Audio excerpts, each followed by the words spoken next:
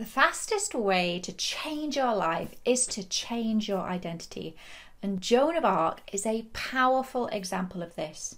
See, Joan of Arc, a poor peasant girl, had seen a vision of herself leading France to victory against the English. What is admirable about Joan is that she had the courage to act on her visions, seeking an audience with Charles, the heir to the French throne, asking his permission to expel the English and install him as the rightful king. So at the tender age of 18, Joan successfully led the French army to victory over the English at Orléans. Charles entered Reims and was crowned Charles VII on July 18, 1429, with Joan by his side occupying a visible place for the ceremonies. I believe as entrepreneurs, we too are visionary.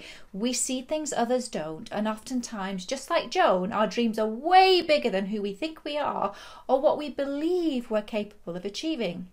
And when you can learn how to lean in and listen to your inner guidance and calling, having the courage to take those hairy, scary leaps of faith in your business and life, that is when you begin to see who you truly are and what you're actually capable of achieving in business and life.